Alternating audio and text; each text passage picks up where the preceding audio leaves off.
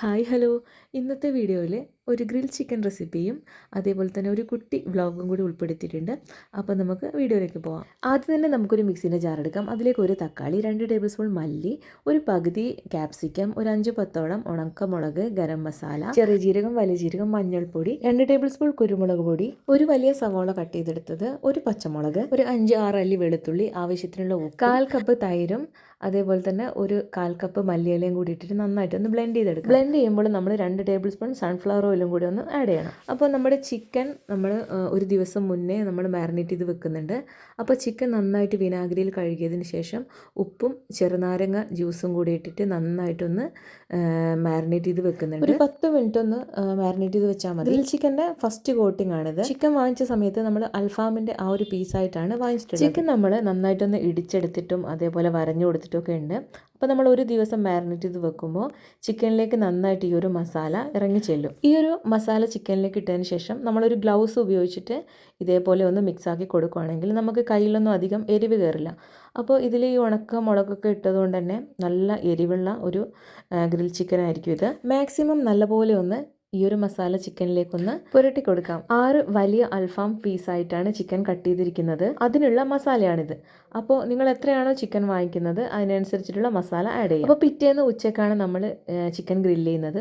അപ്പോൾ ഞാനിവിടെ വിറകൊക്കെ ഒന്ന് കത്തിച്ച് സെറ്റാക്കി വെച്ചിട്ടുണ്ട്. നന്നായിട്ട് ആ ഒരു കനലിലേക്ക് വരുമ്പോഴാണ് നമ്മൾ ഗ്രില്ല് ചെയ്യേണ്ടത്. ചിക്കൻ ഗ്രില്ലായി കഴിഞ്ഞ് കഴിഞ്ഞാൽ അതിൻ്റെ മേലേക്ക് ഒരു സോസ് ഒന്ന് പുരട്ടി കൊടുക്കാം. അതിനായിട്ട് ഞാനിവിടെ സൺഫ്ലവർ ഓയിൽ ഒന്ന് ഒഴിച്ച് കൊടുക്കുന്നുണ്ട്. ടൊമാറ്റോ സോസും അതേപോലെ റെഡ് ചില്ലി സോസും കൂടി ഒന്ന് ആഡ് ചെയ്തിട്ട് മിക്സ് ആക്കുന്നുണ്ട്. ഇനി നമുക്ക് ചിക്കൻ ഓരോന്നായിട്ട് വെച്ചിട്ടൊന്ന് ഗ്രില്ല് ചെയ്തെടുക്കാം. ചിക്കൻ നന്നായിട്ട് അടിച്ച് പരത്തിയത് കൊണ്ട് തന്നെ നമുക്ക് ഈ ഒരു ഗ്രില്ലറിൽ വെച്ചിട്ട് മൂടിക്കഴിഞ്ഞ് കഴിഞ്ഞാൽ നല്ല സെറ്റായിട്ട് ഗ്രില്ല് ചെയ്ത് കിട്ടും. ഈ ഒരു ചിക്കനിൽ നല്ലപോലെ മസാല പിടിച്ചിട്ടുണ്ട്. ഇങ്ങനെ മാരിനേറ്റ് ചെയ്ത് വെച്ച ചിക്കൻ കനലിൽ ചുട്ടെടുക്കുമ്പോഴാണ് നമുക്ക് പെട്ടെന്ന് കുക്കായിട്ട് കിട്ടുന്നത്. ഗ്രില്ലർ ഇതുപോലെ ഒന്ന് ലോക്കാക്കി എടുക്കാം. ലോക്കാക്കി എടുക്കുമ്പോൾ നമുക്ക് കനലിൽ വെക്കുമ്പോൾ തിരിച്ചും മറച്ചു വിട്ടിട്ട് നമുക്ക് പെട്ടെന്ന് തന്നെ പൂർണ്ണമായിട്ട് കനലായതിനു ശേഷം മാത്രമേ നമ്മൾ ചിക്കൻ ഗ്രില്ല് ചെയ്യാൻ പാടുള്ളൂ. തീ വരുന്നുണ്ടെങ്കിൽ ചിക്കൻ പെട്ടെന്ന് കരിഞ്ഞു പോകും. പിന്നെ ഇതുപോലെ തീ പാളുന്നുണ്ടെങ്കിൽ പേടിക്കണ്ട. നമ്മുടെ ചിക്കനിലുള്ള നെയ്യൊക്കെ ഒന്ന് ഉരുകി താഴേക്ക് പോകുമ്പോൾ തീ കത്തി വരുന്നതാണ്.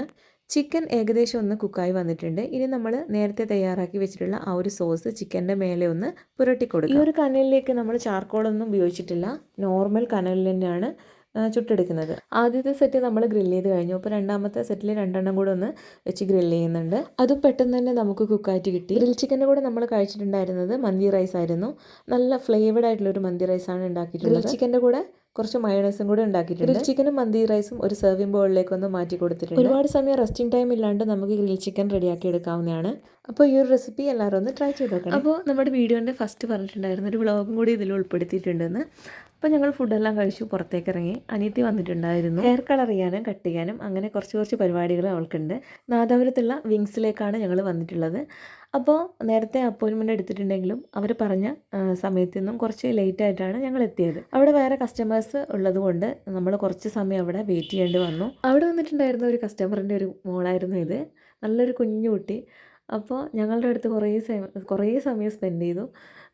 മോളും കൂടി ഉള്ളതുകൊണ്ട് മോളുടെ കൂടെയും കുറേ നേരം കളിച്ചു. ഞങ്ങൾ എത്താൻ ലേറ്റ് ആയതുകൊണ്ട് തന്നെ ഹെയർ കളർ ചെയ്യാനും കട്ട് ചെയ്യാനൊക്കെ കുറേ സമയം എടുത്തു. അവിടെ ഞാനിങ്ങനെ വീഡിയോ ഷൂട്ട് ചെയ്യുന്ന കണ്ടിട്ട് അവിടുത്തെ ഒരു സ്റ്റാഫ് എൻ്റെ അടുത്ത് ചോദിച്ചു യൂട്യൂബറാണോ എന്ന്. ഞാൻ പറഞ്ഞു അതെ യൂട്യൂബറാണ്.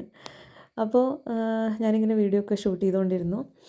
അപ്പോൾ ഇവിടെ ഹെയർ കട്ടിങ് കഴിഞ്ഞു, വാഷ് ചെയ്തു. ഇനി കളറിങ് ആണ്. അപ്പോൾ കളറിങ് ഒരു ഡബിൾ ഷെയ്ഡിലുള്ള ഒരു ഗോൾഡൻ ബ്രൗൺ കളറാണ് ഇവൾ ചൂസ് ചെയ്തിട്ടുള്ളത്. അപ്പോൾ അവിടെ വന്നിട്ടുള്ള കസ്റ്റമേഴ്സിൻ്റെ കുട്ടികളുടെ ഹെയർ സെറ്റ് ചെയ്തൊക്കെ കൊടുക്കുന്നുണ്ട്. അത് കണ്ടപ്പോഴേ ഒരാൾക്ക് ഇവിടെ ഇളക്കം തട്ടി തുടങ്ങി. അപ്പോൾ അവർ ചെയറിൽ പോയിരുന്നു. എന്തെങ്കിലും ചെയ്തു തരണം, കളർ ചെയ്യണം, അല്ലെങ്കിൽ ഹെയർ ഒന്ന് കട്ട് ചെയ്ത് തരണം, അല്ലെങ്കിൽ സ്ട്രെയിറ്റ് ചെയ്ത് തരണം. ഇതൊക്കെയായിരുന്നു ഡിമാൻഡ്സ്. കുട്ടികളുടെ ഹെയറിലേക്ക് അവർക്ക് മോശമാകുന്ന തരത്തിലുള്ള ഒരു കെമിക്കൽസും നമ്മൾ ചെയ്യാതിരിക്കണം. അപ്പോൾ ഞാൻ പറഞ്ഞു അങ്ങനെയൊന്നും ചെയ്യാൻ പാടില്ല. അപ്പോൾ എന്തെങ്കിലും ഒന്ന് ചെയ്തു തരണം എന്ന് പറഞ്ഞപ്പോൾ അവിടുത്തെ സ്റ്റാഫിൻ്റെ അടുത്ത് പറഞ്ഞിട്ട് ആ ഒരു ഹെയറിൻ്റെ അറ്റം ഉണ്ടല്ലോ, ആ ഒരു കേളിയായിട്ട് നിൽക്കുന്ന ആ ഒരു ഭാഗം മാത്രം ജസ്റ്റ് ഒന്ന് വലിച്ചു കൊടുത്തു. അത് സ്ട്രെയിറ്റ്നർ ഉപയോഗിച്ചിട്ടൊന്നല്ല, ഹെയർ ഡ്രയർ വെച്ചിട്ട് ജസ്റ്റ് താഴേക്കൊന്ന് വലിച്ചു കൊടുത്തു. ഇത് ചെയ്ത് കഴിയുമ്പോഴത്തേക്കും ഇവള് ഫുൾ ഹാപ്പി. എന്താ വെച്ച് കഴിഞ്ഞാൽ ഓൾറെഡി ഇവള് ചെറുതായിട്ടൊന്ന് കേളി ഹെയർ ആണ്, ചെറുതായിട്ട്. അപ്പോൾ ഇത് സ്ട്രെയിറ്റ് ചെയ്ത് കണ്ടപ്പോൾ ഭയങ്കര സന്തോഷമായി. പൊതുവേ നമ്മൾ വലിയ ആൾക്കാർക്കും കേളി ഹെയർ ആയിട്ടുള്ള ആളുകൾക്ക് സ്ട്രെയിറ്റ് ചെയ്ത് കാണാൻ ഭയങ്കര ആഗ്രഹമായിരിക്കും. അതേപോലെ തന്നെ സ്ട്രെയിറ്റഡ് ആയിട്ടുള്ള ഹെയറുള്ള ആൾക്കാർക്കും അത് കേളി ആയിട്ട് കാണാനും ആഗ്രഹം ഉണ്ടായിരിക്കും. അപ്പോൾ ഇപ്പോൾ എന്ത് സംവിധാനമാണെങ്കിലും നമുക്ക് ഇവിടെ ഉണ്ട്. അപ്പോൾ അശ്വതീൻ്റെ ഹെയർ കട്ടിങ്ങും ഹെയർ കളറിങ്ങും എല്ലാം കൂടെ കഴിഞ്ഞു. അവർ ജസ്റ്റ് ഒന്ന് സെറ്റ് ചെയ്ത് എടുത്തിട്ടുണ്ട്. ഇങ്ങനെ ചെയ്തിരിക്കുന്ന ഹെയർ നല്ല സ്മൂത്തായിട്ടിരിക്കും. ഞാനിതുപോലെ ബോട്ടോക്സ് ഒക്കെ ചെയ്തിട്ടുണ്ട്. ഫസ്റ്റ് ടൈമിൽ സ്മൂത്തനിങ് ആണ് ചെയ്തത്. അതിനുശേഷം ഇപ്പോൾ സ്മൂത്തനിങ് അങ്ങനെ ആരും ചെയ്യുന്നില്ല. ഇപ്പോൾ ഒരു ട്രീറ്റ്മെൻറ്റ് പോലെ ബോട്ടോക്സ് ആണ് എല്ലാവരും ചെയ്യുന്നത്. ഹെയറിൽ അപ്ലൈ ചെയ്തിരിക്കുന്ന കളേഴ്സ് നമുക്ക് ഹെയറിൻ്റെ ഏതൊക്കെ പോർഷൻസിൽ കാണാൻ പറ്റും എന്നുള്ളത് ഇതേപോലെ ചെയ്യുമ്പോൾ നമുക്ക് കാണാൻ പറ്റും. എൻ്റെ നല്ല കേളി ആയിട്ടുള്ള ഹെയർ ആയിരുന്നു. ഞാൻ ഇതേപോലെ സ്ട്രൈറ്റ് ചെയ്തെടുത്തതാണ്. എല്ലാം കൂടെ കഴിഞ്ഞപ്പോൾ നല്ല ലേറ്റായി. അപ്പം നമ്മൾ താഴേക്ക് വന്നിട്ട് സിംഗർ കഫേയിലേക്കാണ് നേരെ പോയത്. അവിടെ ചെന്ന് ചിക്കൻ ഷവർമ കഴിക്കാനായിട്ട് കയറി. അപ്പം നല്ല തിരക്കായിരുന്നു അവിടെ. കുറച്ച് സമയം വെയിറ്റ് ചെയ്തതിന് ശേഷം നമ്മൾ ഷവർമ കഴിക്കാനായിട്ട് സീറ്റിലിരുന്നു. അപ്പോൾ നമ്മൾ നേരത്തെ കണ്ടിട്ടുണ്ടായിരുന്ന മറിയം മറിയം അങ്ങനെ എന്തോമാണ് പേര് പറഞ്ഞിട്ടുണ്ടായിരുന്നത്. അപ്പോൾ അശ്വതിനെ കണ്ടപ്പോൾ വേഗം മടിയിൽ കയറിയിരുന്നു. ആ കുട്ടിയായിട്ട് നല്ല അടുപ്പായി പോയി കുറച്ച് സമയം കൊണ്ട്. പിന്നെ ഞങ്ങൾ ഷവർമയൊക്കെ കഴിച്ച് പോകുന്ന വഴിക്ക് കുറച്ച് സാധനങ്ങളൂടെ വാങ്ങിക്കണ്ടായിരുന്നു. അശ്വതിക്ക് പിറ്റേന്ന് രാവിലെ പോകണം. അപ്പോൾ നേരെ ഞങ്ങൾ സാധനങ്ങളൊക്കെ വാങ്ങി വീട്ടിലേക്ക് തിരിച്ചു.